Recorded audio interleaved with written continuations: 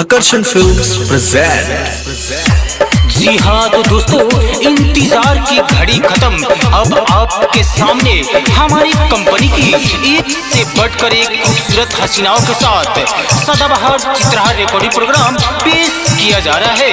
तो दिल थाम कर बैठ जाए और शांति बनाए रखे।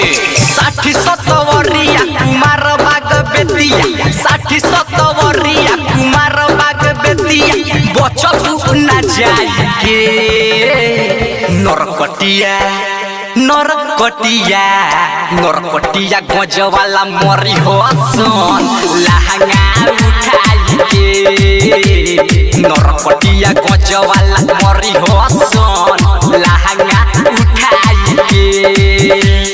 60-70 कुमार बाग बेतिया, 60-70 कुमार बाग बेतिया, बचल ना जाइए नरकटिया नरकटिया नरकटिया गजवाला मरी हो सन लहंगा उठाइए। नरकटिया गजवाला मरी हो सन लहंगा उठाइए। एक आवश्यक सूचना, जितने भी बाराती भाई खाना नहीं खाए हो वो जा करके खाना खा ले। मिक्स बाय या डिजिटल रिकॉर्डिंग स्टूडियो नरकटियागंज।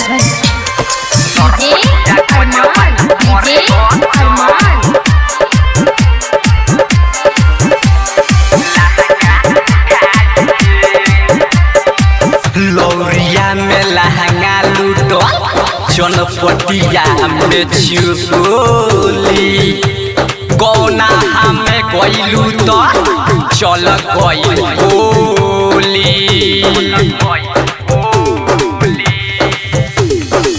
जवानी लूट जाई हो ठोल छूट जाई हो, नचता ऋतु ऐसे चौकी टूट जाई हो।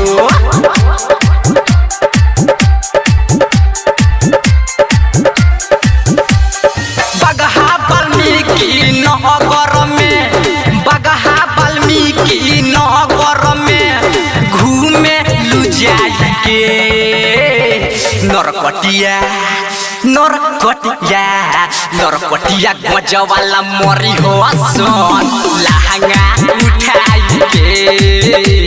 नरकटिया गजवाला मरी हो सन लहंगा उठाइए।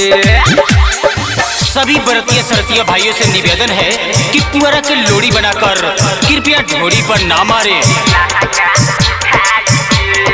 Presented by Golu Sanjeev. Golu Sanjeev. Narkatiya गजवाला मरी हो अरमान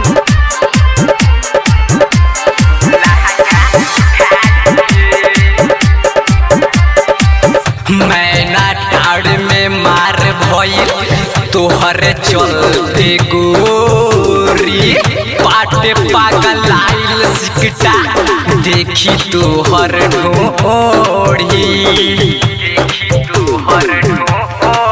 कौनो ऊपर छुएला कौनो नीचे छुएला, छोड़ी जो मन के तो देखी के बुढ़ो मरेला।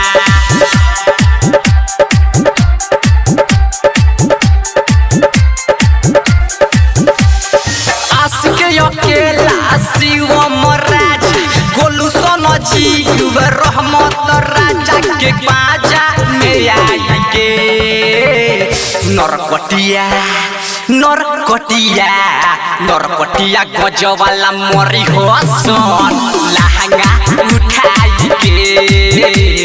नरकटिया गजवाला मरी हो सन लहंगा उठाइए। Digital recording studio Narkatiaganj.